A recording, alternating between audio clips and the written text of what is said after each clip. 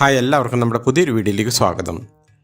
ഇന്ന് നമ്മൾ ചോറിനും ചപ്പാത്തിക്കും കഴിക്കാൻ പറ്റിയ ഒരു ഒന്നാം തരം വെണ്ടയ്ക്ക കറിയുടെ റെസിപ്പി ആയിട്ടാണ്. അതിനുവേണ്ടി ഞാനിവിടെ ഫ്രഷ് ആയിട്ടുള്ളൊരു 200 ഗ്രാം വെണ്ടയ്ക്കാണ് എടുത്തിട്ടുള്ളത്. ഇത് കഴുകി കൊണ്ടുവന്ന് കഷ്ണങ്ങളാക്കിയതാണിത്. 2 ടീസ്പൂൺ ഓയിൽ ഒഴിച്ചു കൊടുത്തിട്ടുണ്ടായിരുന്നു ഒരു കടായിൽ. ചൂടാകുമ്പോൾ നമുക്കിത് നന്നായി വഴറ്റിയെടുക്കാം. അപ്പോൾ വെണ്ടയ്ക്ക നന്നായി വഴണ്ടി വന്നിട്ടുണ്ട്. അത് നമുക്കൊരു പാത്രത്തിലേക്ക് മാറ്റാം. ഇതേ കടായിലേക്ക് 1 ടീസ്പൂൺ ഓയിലും കൂടി ഒഴിച്ച് ചൂടാകുമ്പോൾ 1/2 ടീസ്പൂൺ ജീരകം ഇട്ട് കൊടുത്തിട്ടുണ്ട്. ഇത് പൊട്ടി വരുമ്പോൾ നമുക്ക് 2 സവാള ചെറുതായി അരിഞ്ഞ് ചേർത്ത് കൊടുക്കാം. നന്നായി വഴറ്റിയെടുക്കാം. ഇതിലേക്ക് ഒരു 1.5 ടീസ്പൂൺ ഇഞ്ചിയും വെളുത്തുള്ളിയും ചതച്ച് ചേർത്ത് കൊടുക്കാം. എല്ലാം കൂടെ ഒന്നും കൂടി നന്നായി വഴറ്റിയെടുക്കാം. ഇതിലേക്ക് 2 പച്ചമുളക് കട്ട് ചെയ്ത് ചേർത്ത് കൊടുക്കാം. നന്നായി ഇളക്കി യോജിപ്പിക്കാം. കുറച്ച് കറിവേപ്പിലയും കൂടി ചേർക്കാം.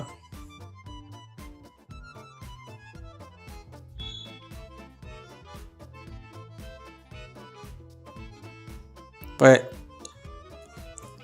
നന്നായി ഉള്ളിയൊക്കെ വഴണ്ടി വന്നിട്ടുണ്ട്. ഈ സമയത്ത് നമുക്ക് അരമുറി നാളികേരം, ഒരു 6 കാഷ്യൂ നട്ട്സും കൂടി അരച്ചെടുത്തുകൊണ്ടുവരാം. ഈ സമയത്ത് നമുക്ക് പൊടികൾ ചേർക്കാം. 1/2 ടീസ്പൂൺ മഞ്ഞൾപ്പൊടി, 1 ടീസ്പൂൺ മുളക് പൊടി, 1.5 ടീസ്പൂൺ മല്ലിപ്പൊടി, 1/2 ടീസ്പൂൺ ഗരം മസാല. ഇതെല്ലാം കൂടെ ഒന്ന് നന്നായി നമുക്ക് പച്ചമണം മാറുന്നവരെ നന്നായി വഴറ്റിയെടുക്കാം. അപ്പോൾ പച്ചമണം എല്ലാം നന്നായി മാറി വന്നിട്ടുണ്ട്. ഇനി ഇതിലേക്ക് ഒരു 2 ടൊമാറ്റോ നന്നായി അരച്ചുകൊണ്ട് വന്നതാണ്. ഇത് നമുക്കിതിലേക്ക് ചേർത്ത് കൊടുക്കാം. ഇതും കൂടി ചേർത്ത് നന്നായി ഇളക്കി യോജിപ്പിക്കാം. എണ്ണ തെളിഞ്ഞു വരുന്നവരെ നമുക്കിതൊന്ന് ഇളക്കി കൊടുക്കാം. ഇപ്പോൾ എണ്ണയൊക്കെ തെളിഞ്ഞു വന്നിട്ടുണ്ട്. ഇനി ഇതിലേക്ക് നമുക്ക് ഒരു 1.5 കപ്പ് ഗ്രേവിക്കുള്ള ചൂടുള്ള വെള്ളം ഒഴിച്ചു കൊടുക്കാം. നന്നായി ഇളക്കി തിള വരുന്നവരെ നമുക്കിതൊന്ന് വെയിറ്റ് ചെയ്യാം. ഇപ്പം നന്നായി തിളച്ച് വന്നിട്ടുണ്ട്. ഇനി ഇതിലേക്ക് നമുക്ക് വാട്ടിയെടുത്ത വെണ്ടയ്ക്ക ഇതിലേക്ക് ചേർത്ത് കൊടുക്കാം. നന്നായി ഇളക്കി യോജിപ്പിക്കാം. ഇനി ഇതിലേക്ക് ആവശ്യത്തിനുള്ള ഉപ്പ് ചേർത്ത് കൊടുക്കാം.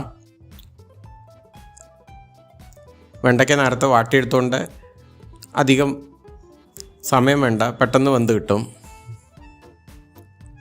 ഇപ്പോൾ വെണ്ടയ്ക്കൊക്കെ നന്നായി മസാലയിൽ കിടന്ന് നന്നായി സെറ്റായിട്ടുണ്ട്. ഇനി നമുക്ക് നേരത്തെ അരച്ചു കൊണ്ടുവന്നിട്ടുള്ള അരപ്പ് ഇതിലേക്ക് ചേർത്ത് കൊടുക്കാം. നന്നായി മിക്സ് ചെയ്ത് കൊടുക്കാം. നമ്മൾ ഒരുപാട് ചാറുള്ള ഒരു കറിയല്ല ഇത്. ഇനി ഇതിലേക്ക് നമുക്ക് കുറച്ച് കസൂരി മെത്തി നമുക്കിതിലേക്ക് ചേർത്ത് കൊടുക്കാം. ഇതും കൂടി ചേർത്ത് ഒന്നും കൂടി നന്നായി മിക്സ് ചെയ്ത് കൊടുക്കാം. അപ്പോൾ നമ്മുടെ കറിയുടെ വെണ്ടയ്ക്ക കറി റെഡിയായി. ഇനി നമുക്ക് താളിപ്പ് ചേർക്കാം.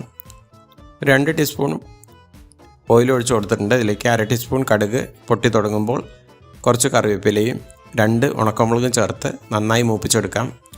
ഒരു 1/2 ടീസ്പൂൺ കാശ്മീരി മുളക് പൊടിയും ചേർത്ത് എല്ലാം കൂടെ നമുക്ക്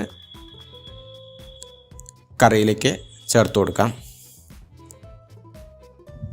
നന്നായി മിക്സ് ചെയ്യാം. അവസാനം ഇതിലേക്ക് കുറച്ച്